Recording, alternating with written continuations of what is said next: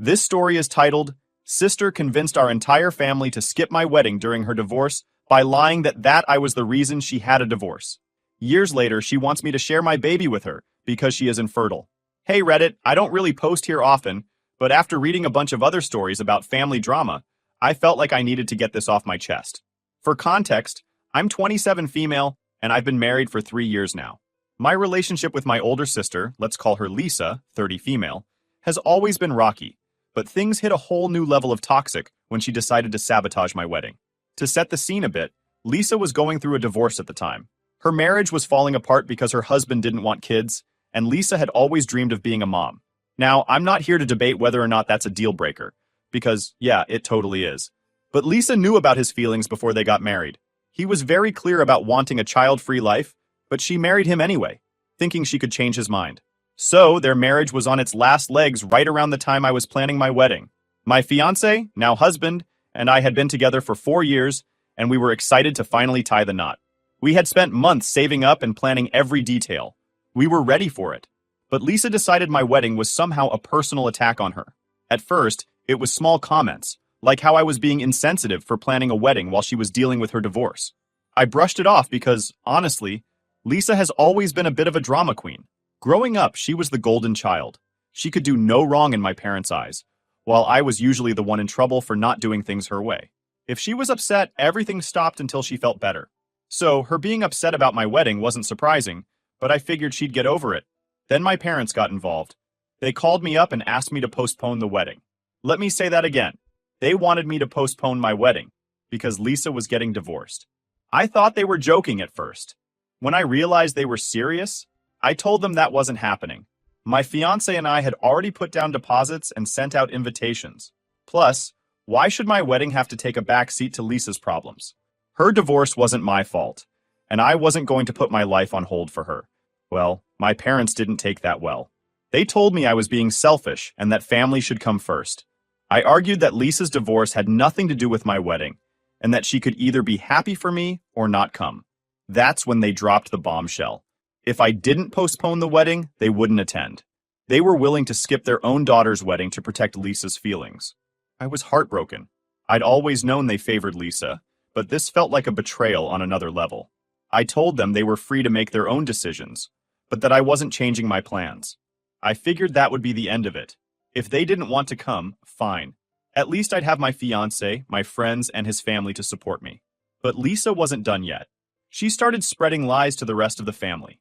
At first, she told everyone I was being cruel by getting married while she was going through a tough time. Some people felt bad for her, but didn't think that was enough of a reason to skip my wedding. So, Lisa escalated. She started telling people I was the reason her marriage ended. According to her, I had convinced her husband to leave her because I was jealous of her and couldn't stand the idea of her having kids before me. Let me just say for the record, I barely knew her husband. We'd maybe had a handful of conversations over the years, and none of them were deep or personal. The idea that I would interfere in their marriage is ridiculous. But Lisa lied with so much confidence that people started believing her. Some of our relatives even blocked me without saying a word. I found out later from a cousin that Lisa had told them I'd been rubbing it in her face, that I was getting married, and that I'd been bragging about how I'd convinced her husband to leave her. None of it was true, but by the time I heard about it, the damage was done. When my wedding day finally arrived, almost none of my family showed up. It was devastating. My parents, aunts, uncles, and even some of my cousins, all no-shows. The only people from my side of the family who came were a handful of cousins who didn't believe Lisa's lies. The rest of the guests were my friends, my husband's friends, and his family. I'll be honest, the weeks leading up to the wedding were some of the hardest of my life. I considered trying to clear my name, but it felt pointless. Lisa had already poisoned the well, and it would have just been my word against hers. Besides, the people who sided with her had already made up their minds. I wasn't going to waste my energy on people who didn't want to hear the truth. Despite everything, my wedding day was beautiful. My husband and his family went out of their way to make me feel loved and supported. My friends kept me laughing and dancing all night. For a few hours, I almost forgot about the empty seats and the family members who had chosen Lisa over me. But even though I had fun, the pain didn't go away. After the wedding, I cut off contact with Lisa and my parents. I couldn't forgive them for what they'd done. Lisa didn't just skip my wedding. She actively tried to ruin it.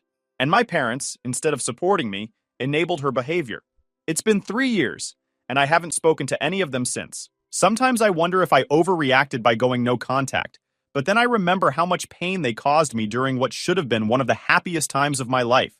Lisa's jealousy and my parents' favoritism turned my wedding into a nightmare. I've moved on in a lot of ways, but the resentment is still there. Fast forward 3 years, and I've built a life that I'm proud of. My husband and I are in a great place, and we recently announced some exciting news. I'm pregnant with our first child. Should have been a time of pure happiness. But of course, Lisa and my parents had to find a way to insert themselves back into my life. Here's what happened. A few weeks ago, my husband and I decided to share our pregnancy news on social media. We kept the announcement simple. Just a picture of us holding a sonogram with a caption about how excited we are. We hadn't spoken to Lisa or my parents in years, so I didn't think they'd even notice. But apparently, they're still lurking on my social media because within hours, my mom called me out of the blue. When I saw her name on my phone, I froze. For 3 years, she hadn't bothered to reach out, not even for holidays or birthdays. Now, all of a sudden, she wanted to talk? I hesitated, but eventually answered. The conversation started off fake friendly. She congratulated me on the pregnancy and said it was such wonderful news.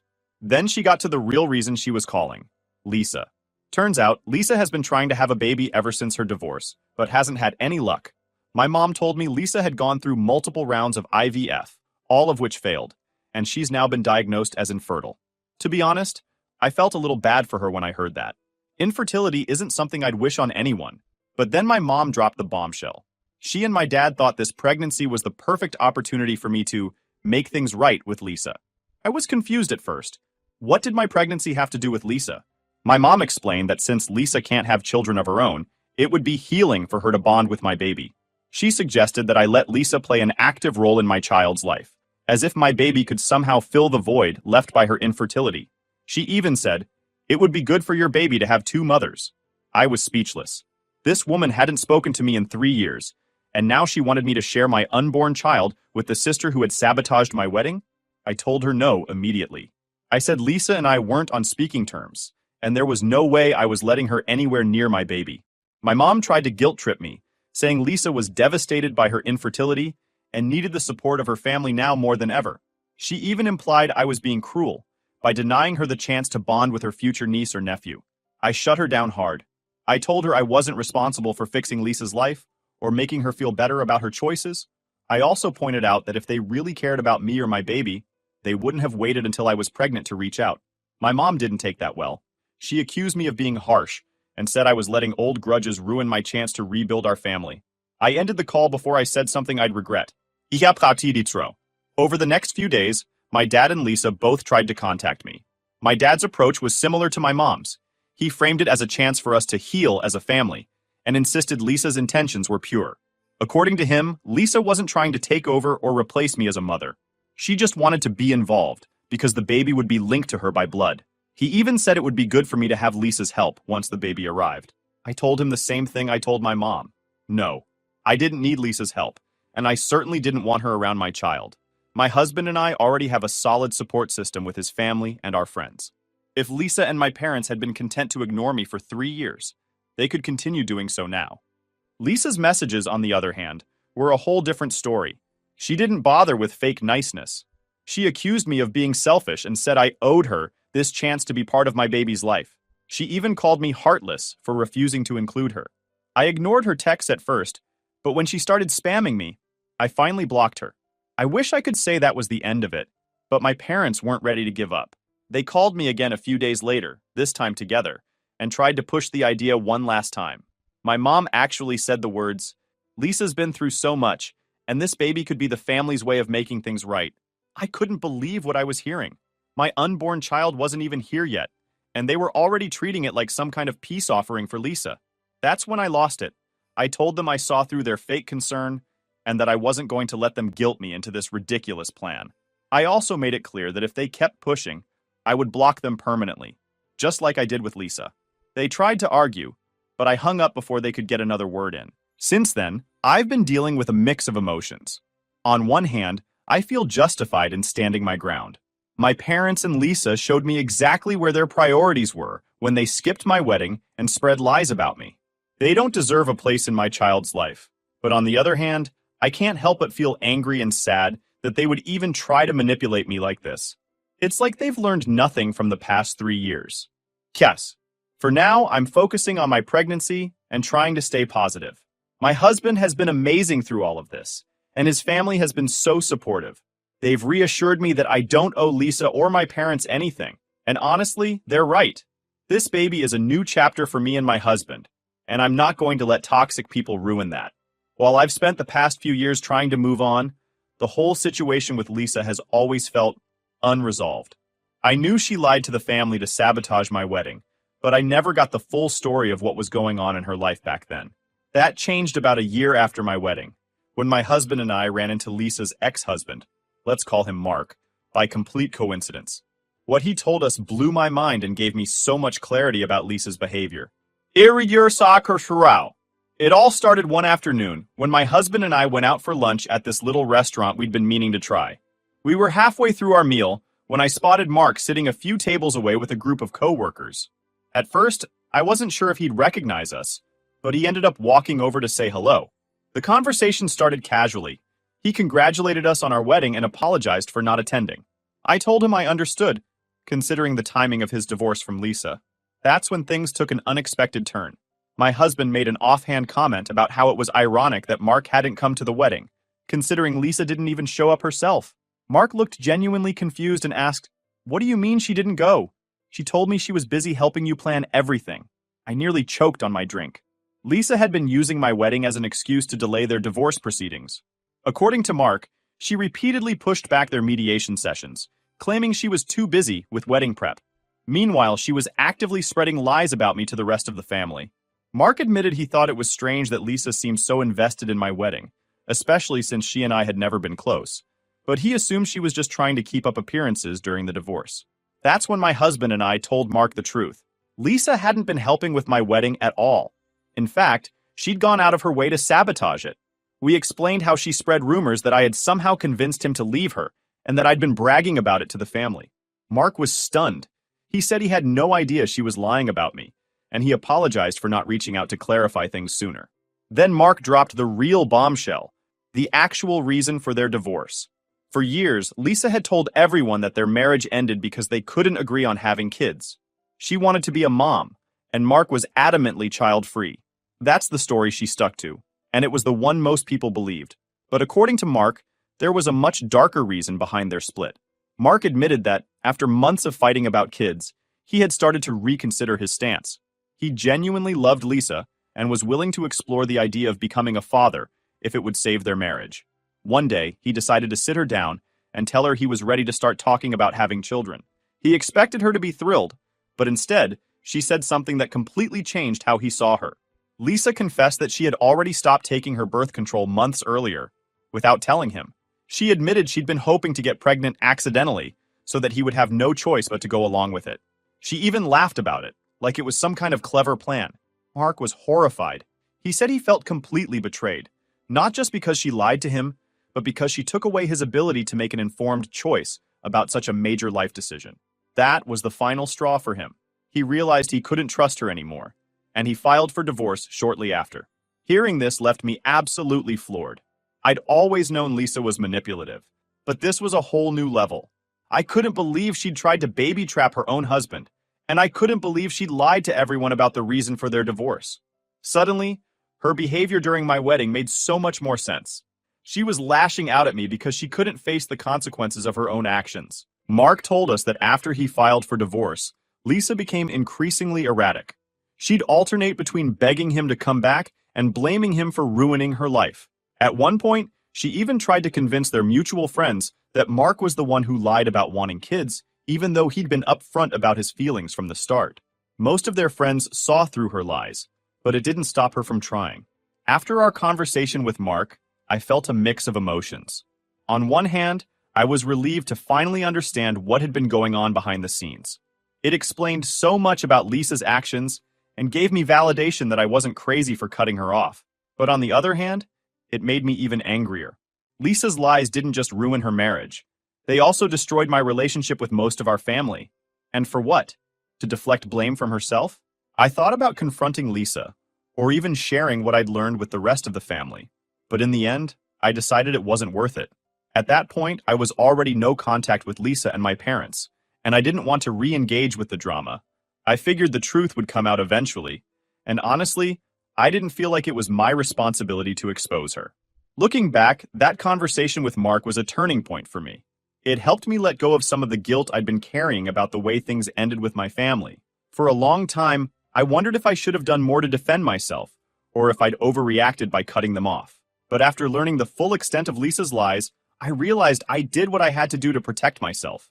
Lisa's actions weren't just a mistake or a moment of poor judgment. They were calculated, deliberate choices to hurt the people around her for her own benefit. I've spent too much of my life being collateral damage in Lisa's schemes, and I refuse to let her drag me down anymore.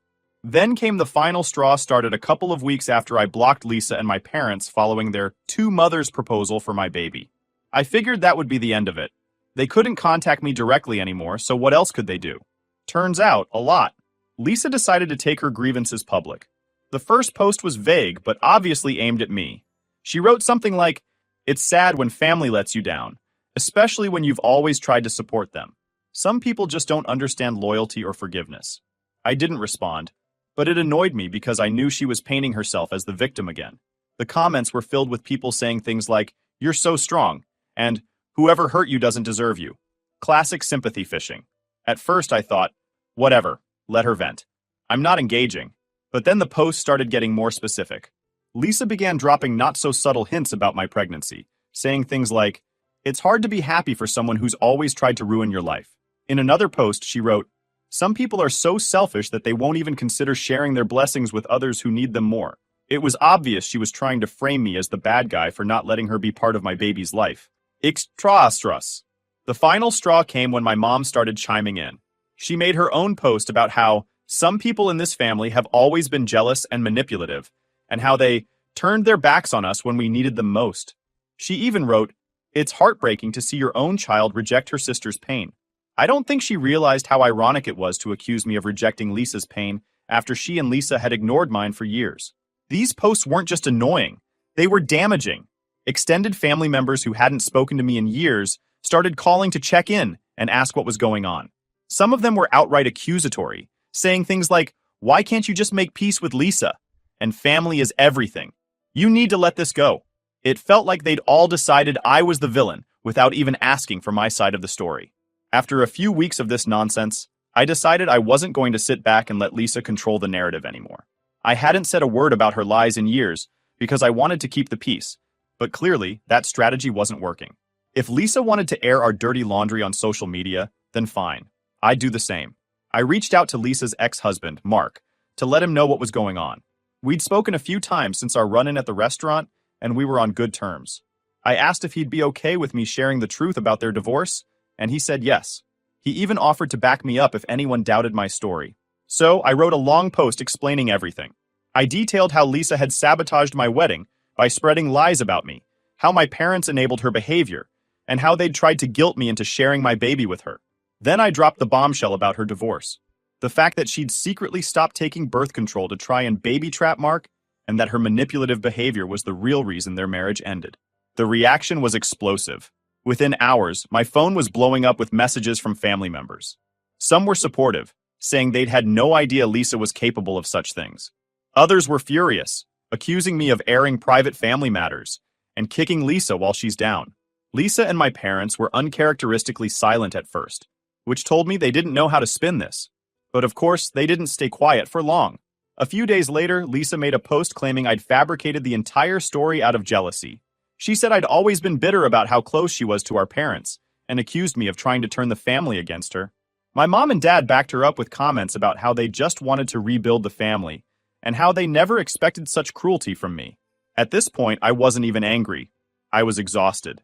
I'd laid out the truth, and anyone who still chose to believe Lisa was free to do so. I wasn't going to waste my energy arguing with people who had already made up their minds. I left the post up for about a week and then took it down, not because I regretted what I said, but because I didn't want my social media filled with negativity. Since then, things have calmed down a bit. Most of the family who sided with Lisa has gone quiet, and a few have even reached out to apologize for believing her lies in the past. Lisa and my parents, on the other hand, are still playing the victim. They've made a few more posts about how family should stick together no matter what, and how they just want peace. But I haven't responded. The way I see it, I've done everything I can to defend myself. If people still want to believe Lisa's version of events, that's their problem, not mine. I've got a baby on the way, and I'm not going to let toxic people take up any more space in my life. That's where things stand for now. If you've ever had to deal with a family member airing your drama on social media, I'd love to hear how you handled it. Thanks for reading. Hey everyone. The channel's been slowing down a bit, and I spend so much time finding these stories for you. If you enjoy the content, please hit that subscribe button. It means the world and helps keep this journey going strong. Let's grow together. Now let's move to the final update. Final update. Hey Reddit! I wasn't planning on posting again, but the universe and my family had other plans. I thought I had closed this chapter, but apparently Lisa, 30F, and my parents weren't ready to let go. If you've been following my posts, you already know the backstory. If not, here's the short version. My sister Lisa ruined my wedding. My parents enabled her, and then they all tried to guilt me into letting Lisa play second mother to my unborn baby. I've been no contact with them for a while now, but recently they've taken their entitlement to a whole new level. This update might be the wildest yet, so buckle up. XT Ducks. A few weeks ago, I started noticing weird activity on my social media. My pregnancy posts, simple updates like baby bump photos or nursery prep, were getting strange comments. At first, it was just vague stuff like, it's sad when people forget the meaning of family, or some babies are blessings for more than one person. I thought it was just random trolls, but then I realized the accounts were suspiciously new, with no profile pictures or personal posts. My gut told me it was Lisa, or my parents behind them. I brushed it off because, honestly, I'm used to their antics at this point. But then, it escalated. One account left a comment saying, "You should be careful. Some people don't deserve to raise children." That one shook me. I deleted the comment and blocked the account, but I couldn't shake the feeling that they were watching me. Things took a darker turn when I got a call from my landlord. Apparently, someone had called pretending to be me, asking if I was planning to move out soon. They claimed they were my sister and wanted to help with the process. Thankfully, my landlord didn't believe them and called me to confirm. I was furious. This was a blatant invasion of my privacy, and I had no doubt Lisa was behind it. I contacted my parents to confront them, against my better judgment, and they didn't even bother denying it. My mom said something like, "Lisa was just trying to help because she knows you'll need more space with the baby coming." I lost it. I told them it wasn't Lisa's place to meddle in my housing situation and that she had no right to contact my landlord. My dad tried to calm me down by saying, "She's just excited about the baby. Can't you let her be part of this?" That's when I hung up. I wasn't going to waste my breath arguing with people who clearly didn't see how insane this was. The final straw came last week when I discovered that Lisa and my parents had been contacting my husband's family behind my back. My mother-in-law called me, completely confused, because Lisa had sent her a long message on Facebook. In the message, Lisa painted herself as a victim, claiming I had cut her out of my life for no reason, and that she was heartbroken about being excluded from her niece or nephew's life. She even suggested that my in-laws should mediate between us because this baby deserves to have a complete family. My mother-in-law, bless her, shut that down immediately. She told Lisa that we were happy with the family we had and didn't need anyone meddling. But what really upset me was that Lisa had even reached out in the first place. It felt like a boundary violation on a whole new level. She wasn't just bothering me, she was dragging my husband's family into her mess. After that, I decided enough was enough. I filed a police report about the landlord incident and the harassing comments on social media. I also sent Lisa and my parents a cease and desist letter through a lawyer, making it clear that if they continued to harass me or my family, I wouldn't hesitate to take legal action. Of course, they didn't take it well. My mom called me sobbing, saying, "How could you do this to your own family?" Lisa sent me a long email accusing me of being cruel and vindictive.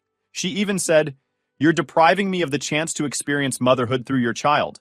That sentence made my skin crawl. I don't know how she doesn't see how unhinged she sounds. My dad tried to guilt me, saying, "This is tearing the family apart. You've made your point, but can't we just move on?" I told him I wasn't the one tearing the family apart. They were. I've given them so many chances to respect my boundaries, and they've trampled over every single one. At this point, I don't even feel sad about cutting them off anymore. I feel relieved. Now, I've gone completely no contact. I've changed my phone number, made all my social media private, and let my landlord and employer know about the situation in case they try anything else. My husband and I are also looking into installing security cameras around our home. I hate that it's come to this, but I'm not taking any chances when it comes to my baby's safety. Despite everything, I'm feeling a strange sense of peace. For the first time in years, I've taken back control of my life. My husband and I are focusing on the future and preparing for the arrival of our little one. His family has been amazing through all of this, and I'm so grateful to have their support. This baby is going to be surrounded by so much love, and that's all that matters. Thank you to everyone who's followed my story and offered advice. Your comments have been a lifeline during some of the toughest moments, and I can't thank you enough. This is, hopefully, my final update because I'm ready to close this chapter for good. Wish me luck, Reddit, and I'll wish the same for all of you dealing with similar situations.